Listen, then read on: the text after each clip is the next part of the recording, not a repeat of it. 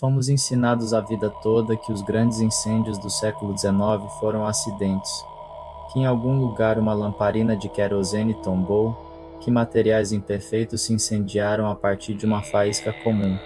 Mas você foi enganado, porque se descartarmos o verniz propagandístico dos livros didáticos escolares, fica claro que as chamas nessas cidades operaram de forma seletiva demais. Elas não pareciam destruir de forma caótica, mas queimavam com precisão exatamente o que não se encaixava na nova visão de mundo. E quanto mais fundo eu mergulhava nos arquivos, mais persistentemente surgia a pergunta: o que exatamente precisava ser apagado da face da Terra antes que a história pudesse ser reescrita?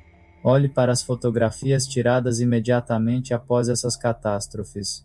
Prédios de pedra com arcos maciços e janelas tão altas quanto um prédio de 3 andares permanecem quase intactos, enquanto ao redor se estende uma planície deserta de quarteirões carbonizados. Não é estranho que o fogo, segundo a versão oficial, se movia com a velocidade de uma tempestade, mas contornasse estruturas pesadas como se entendesse que elas não seriam tão fáceis de derrubar. Por alguma razão, exatamente os edifícios que se assemelhavam a uma arquitetura muito mais antiga do que os historiadores afirmavam, foram posteriormente declarados deteriorados e quase imediatamente demolidos. O que essas paredes escondiam, e quem poderia ter construído tais estruturas, se no século XIX, segundo os especialistas, a população de muitas regiões mal chegava a algumas centenas de milhares de pessoas? Nos arquivos, encontrei a descrição de um inventário realizado imediatamente após um dos maiores incêndios. O documento afirmava que quase 2/3 da cidade haviam sido destruídos pelas chamas. Embora a reconstrução por satélite, sim, tais modelos existem hoje, mostre que a área afetada é maior do que os relatórios oficiais indicam. Por que as dimensões reais são subestimadas? E por que pesquisadores modernos evitam discutir a discrepância, que equivale à diferença entre uma catástrofe comum e algo semelhante a uma limpeza direcionada? Olhe para os mapas de desenvolvimento. Muitas áreas após o incêndio apareceram perfeitamente planas, como se o terreno tivesse sido preparado com antecedência. O fogo se espalha de forma caótica, mas a geometria perfeita de um espaço carbonizado, essa é uma história completamente diferente. E, aliás, preste atenção em quanto tempo as cidades levaram para se recuperar. Apenas alguns anos. No entanto, segundo as estatísticas oficiais, durante esse período, essas regiões careciam de mão de obra, materiais e equipamentos. Como então foram erguidas dezenas de edifícios com colunas monolíticas, tetos de formas elaboradas e fachadas que exigiam o trabalho de artesãos altamente qualificados? A explicação era assim que se construía naquela época, deixa de funcionar quando se observam os dados dos censos. Em algumas cidades o número de habitantes dobrou imediatamente após o incêndio, embora nenhuma migração em massa tenha sido registrada nesse período. De onde vieram essas pessoas? E por que os documentos de registro dos recém-chegados estão arquivados com datas posteriores ao que deveriam?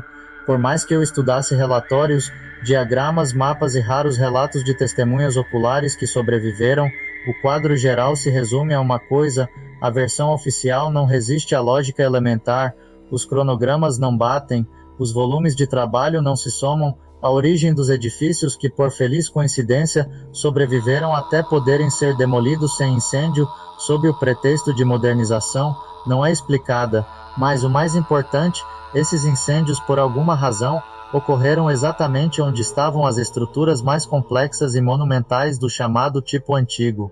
Elas desapareceram primeiro. As chamas pareciam queimar não ruas, mas a memória do que existia antes de nós. E quando comecei a comparar as datas desses eventos, surgiu um padrão assustador. A cada poucas décadas ocorria uma grande catástrofe que destruía os vestígios de uma civilização cuja arquitetura era avançada demais para as condições do século XIX, perfeita demais para ter sido construída por pessoas com tecnologias limitadas e recursos escassos. E enquanto os historiadores falam em coincidências, eu vejo algo completamente diferente. Um plano que foi executado com meticulosidade, consistência e eficácia impressionante. Se isso é coincidência, então é perfeita demais. Se é Acidente, então é vantajoso demais para aqueles que reescreveram a história. Quando se começa a ver os grandes incêndios do século XIX não como desastres naturais, mas como parte de um grande mecanismo histórico. Muitos detalhes de repente começam a adquirir uma clareza assustadora. Por exemplo, tome as descrições das temperaturas que supostamente atingiram os edifícios durante as catástrofes. Os relatórios falam de um calor que derretia estruturas metálicas e destruía janelas em questão de minutos. Mas a temperatura oficial de um incêndio urbano nunca ultrapassa o ponto em que a pedra e o metal começam a se deformar. Para obter tais efeitos seria necessário um calor comparável à intensidade de uma fornalha industrial, de onde poderia vir em quarteirões construídos com casas de madeira com volumes mínimos de combustível. Os historiadores geralmente evitam essa questão, mas ela é alta demais para ser ignorada. Encontrei descrições de arquivos de testemunhas oculares que afirmavam que o fogo não se movia como uma chama comum. Ele não se espalhava simplesmente com o vento, mas parecia seguir uma linha específica. Há um depoimento de um bombeiro que é particularmente perturbador. Ele escreveu que a rua pela qual estavam avançando já estava queimada até uma camada uniforme de cinzas, e embora apenas algumas horas antes casas de pedra estivessem ali. Casas de pedra, ele enfatizou, não poderiam ter queimado tão rapidamente e de forma tão uniforme. Se apenas uma pessoa tivesse escrito isso, poderia ser atribuído a um arrebatamento emocional, mas há dezenas de tais depoimentos. São muitos para falar em coincidência. Voltemos às estatísticas. Em uma das cidades mais afetadas, a proporção de edifícios de pedra era de aproximadamente um quinto de toda a construção. No entanto, após o incêndio, apenas cerca de um décimo dessa proporção permaneceu. Como explicar que um material resistente ao fogo desapareceu quase na mesma proporção que a madeira? Nos relatórios, essa anomalia é atribuída a explosões que teriam ocorrido nos porões, mas quando se estudam as plantas dos edifícios, fica claro que muitas casas simplesmente não tinham espaços nos quais grandes volumes de materiais inflamáveis pudessem ser armazenados. Em vez disso, quase todas essas casas tinham paredes espessas, passagens em arco e fundações que se estendiam mais fundo no solo do que os códigos de construção da época exigiam. Por que seria necessário que um edifício urbano comum tivesse uma fundação comparável às usadas em fortalezas ou estruturas industriais? E agora olhe para os mapas de infraestrutura. Antes de muitos incêndios, operações de modernização de infraestrutura eram realizadas nas cidades. Isso se manifestava na remoção de alguns dutos antigos, na eliminação de passagens subterrâneas desconhecidas e no bloqueio de vários níveis de porão. O que hoje é chamado de níveis de engenharia eram antes andares subterrâneos comuns, mas a história oficial afirma que esses andares estavam incompletos ou foram preenchidos naturalmente. No entanto, fotografias de linhas de utilidade expostas mostram paredes cuidadosamente niveladas, marcas de ferramentas e até seções de revestimento. Como um processo natural poderia criar uma arquitetura tão precisa? Quando se olha tudo isso em conjunto, fica claro que o incêndio é o estágio final de uma operação. Primeiro, uma limpeza foi conduzida sobre a cidade. Depois, as estruturas antigas foram destruídas, e então a reescrita da história começou. E aqueles que faziam perguntas demais eram enviados a comitês, comissões e instituições onde lhes era explicado, de forma gentil mas persistente, que suas observações não se encaixam na metodologia acadêmica. Mas foi precisamente essa metodologia que foi criada após o desaparecimento do velho mundo. Era uma ferramenta que ajudou a construir uma nova narrativa conveniente e compreensível, desprovida de perguntas explosivas. O mais interessante é a reação das autoridades após os incêndios. Elas agiram com rapidez e organização excessivas. Literalmente em poucas semanas o planejamento de novos desenvolvimentos começou, embora os recursos fossem escassos e a população estivesse desorientada. No entanto, os novos projetos pareciam ter sido criados muito antes da catástrofe. Lógicos demais, bem pensados demais, convenientes demais para o controle, ruas largas, quarteirões simétricos, edifícios administrativos construídos em um estilo que mais tarde seria chamado de imperial surgiram, e os vestígios do velho mundo desapareceram, às vezes literalmente da noite para o dia. E aqui está a principal questão que nos traz de volta ao ponto de partida. Quem se beneficiou com a queima das evidências? Quem tinha os recursos, o poder e a tecnologia para realizar tais operações em vastos territórios? E por que todas essas catástrofes coincidem estranhamente com o início do período que os historiadores chamam de Era Industrial? Ou talvez a Era Industrial não seja um começo, mas um reinício.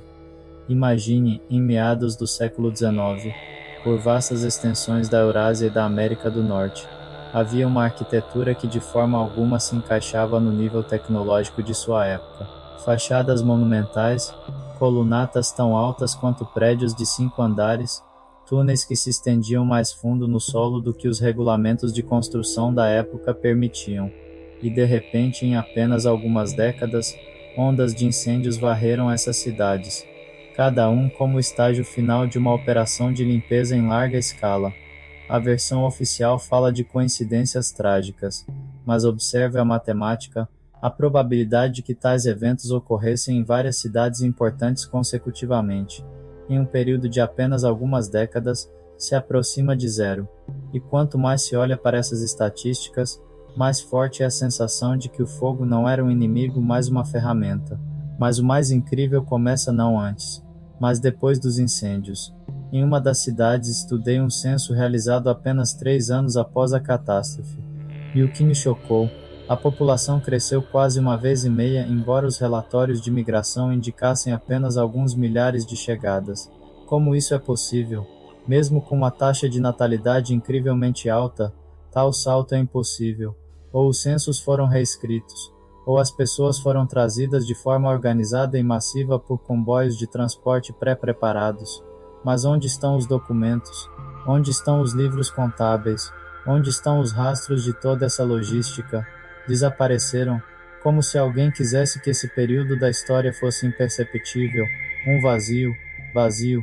É precisamente nesse vazio que a questão central surge. Se as pessoas foram de fato trazidas, para qual propósito? Para povoar territórios dos quais os vestígios de uma civilização passada haviam acabado de desaparecer, para formar uma nova população que nunca tinha visto o que estava aqui antes, para criar uma geração sem conhecimento nem memória das tecnologias anteriores. Um século é um período longo o suficiente para apagar a memória, mas não longo o suficiente para apagar as paredes de pedra. Portanto, as paredes precisavam ser queimadas. Olhe para as fotografias após os incêndios. Em muitos lugares, vastos desertos de terra nivelada permanecem sem um único bloco de pedra. Mas a pedra não simplesmente desaparece. Se não for retirada, não for removida, não for escondida, ela permanece no lugar, e no entanto desaparece como se estruturas inteiras simplesmente se tivessem dissolvido. Mas se aceitarmos que operações de demolição já haviam sido realizadas antes do incêndio, tudo se encaixa. O fogo não destruiu os edifícios. O fogo destruiu os vestígios da demolição. Foi uma cortina de fumaça ocultando um trabalho muito mais sutil e engenheiricamente complexo. Encontrei um relatório de uma comissão criada imediatamente após a reconstrução da cidade. Ele afirmava que uma série de estruturas antigas não atendem aos requisitos modernos e estão sujeitas a demolição urgente. Mas a coisa mais estranha é que a comissão indica o número exato de edifícios que supostamente deveriam ser desmontados. O problema é que muitos desses edifícios já não existiam após o incêndio, ou seja, a lista foi elaborada com antecedência. E se tais listas existiam em uma cidade, qual é a probabilidade de que não existissem em outras? Agora imagine mais um detalhe. Em várias cidades há evidências de que o fogo se espalhou mais rapidamente do que seria fisicamente possível. Em um caso, a distância entre 2 quarteirões era de aproximadamente 1 quilômetro. Entre os focos de ignição, apenas alguns minutos. A explicação oficial: vento forte. Mas mesmo com vento muito forte, as chamas precisam de tempo para engolir uma construção densa. E se as chamas irrompessem simultaneamente em vários lugares, e se fosse uma série de incêndios criminosos realizados de forma organizada, além disso, incêndios criminosos direcionados a tipos específicos de estruturas, as mais estranhas, as mais antigas, mais inconvenientes para a nova versão do passado. E aqui está o clímax. Quando se olha para essas cidades antes e depois dos incêndios, surge a sensação de que o mundo experimentou não uma destruição, mas um reinício.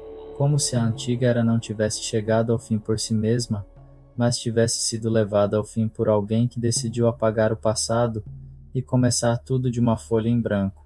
As pessoas como uma nova população, a cidade como um novo palco, a história como um novo livro.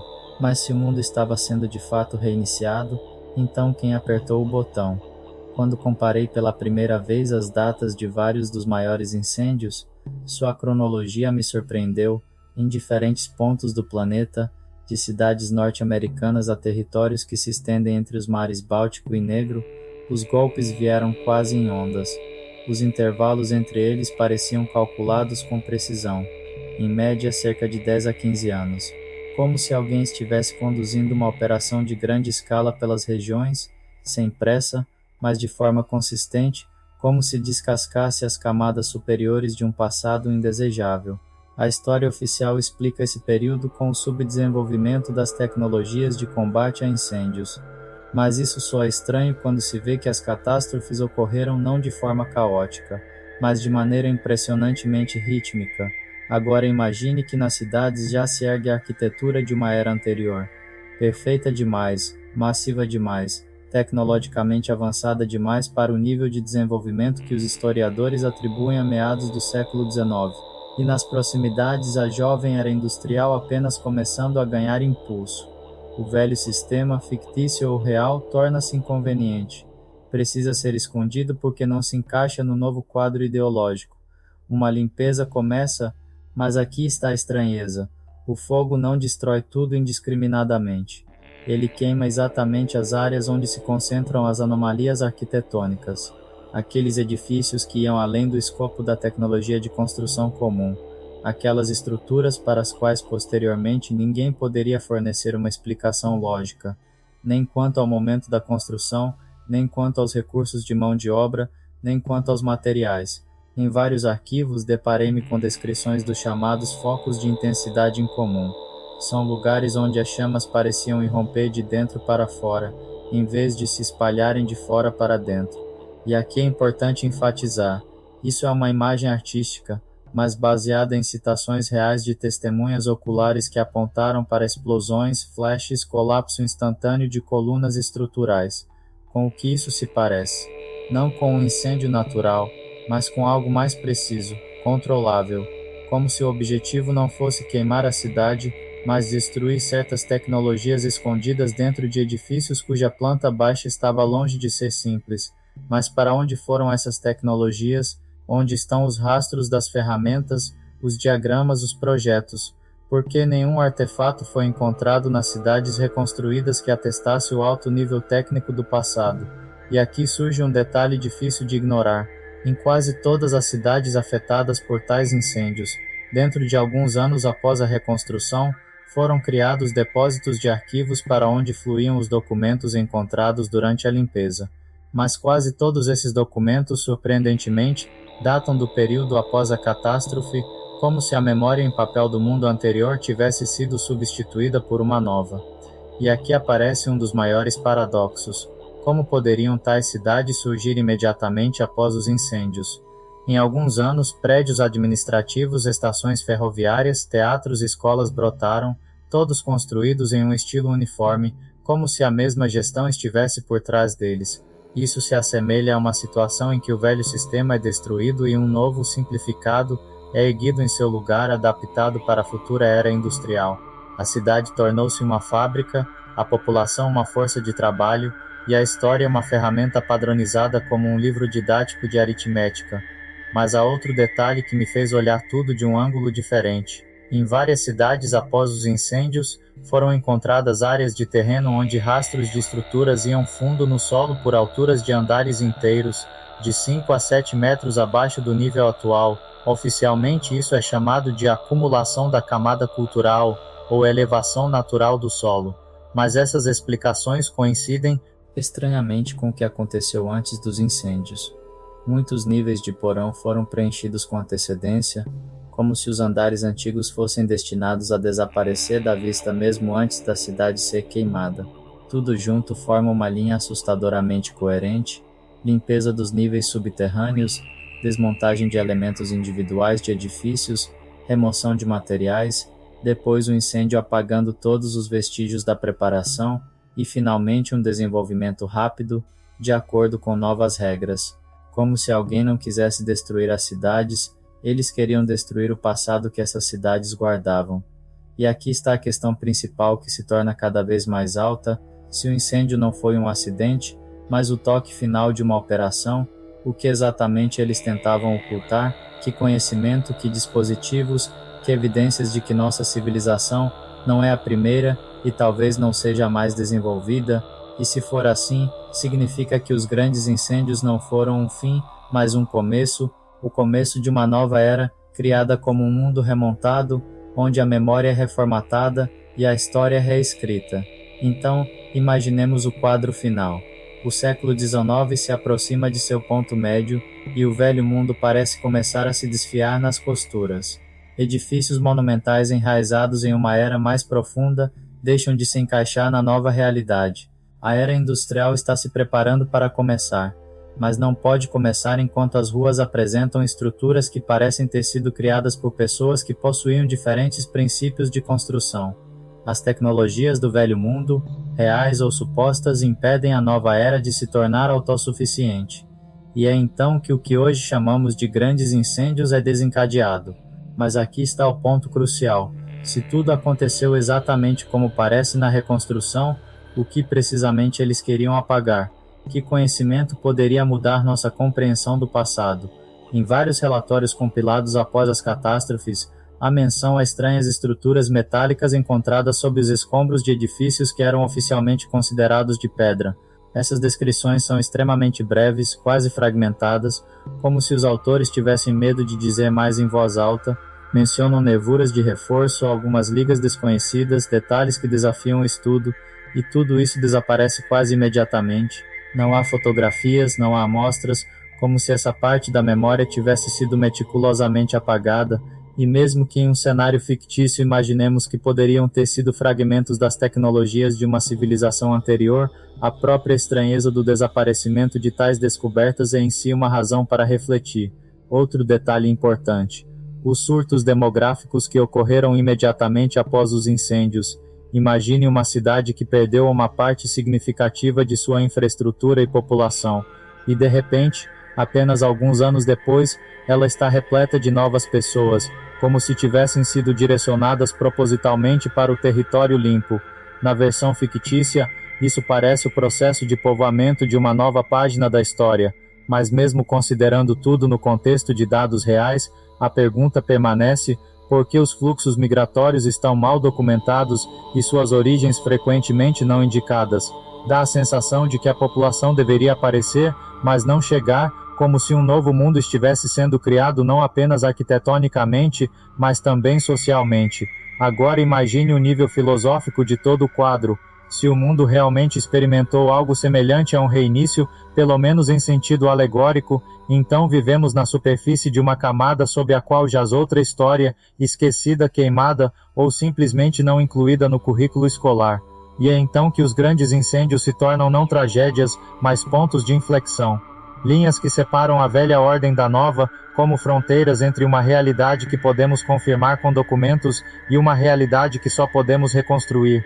E se pensarmos mais fundo, surge um pensamento assustador, mas cativante: talvez nossa civilização não seja de fato a primeira, mas simplesmente aquela que existe após uma grande limpeza. Talvez sejamos uma geração à qual foi dado um novo livro didático, cuidadosamente encadernado e purgado de capítulos desnecessários. A história parece se tornar um gigante cuja memória foi cortada para que pudesse aprender a caminhar de novo. Mas se for assim, uma questão se ergue diante de nós que não pode ser ignorada: o que acontecerá quando a memória começar a retornar? Quando cada vez mais pessoas fizerem perguntas desconfortáveis? Quando os arquivos se tornarem mais acessíveis? Quando as tecnologias de análise nos permitirem olhar para as camadas mais antigas da cidade? O que acontecerá se descobrirmos que estamos sobre a fundação de uma realidade sobre a qual quase nada sabemos? Esse pensamento então se torna a bomba final. Os grandes incêndios do século XIX, em uma reconstrução fictícia, parecem uma tentativa global de apagar o velho mundo e escrever um novo.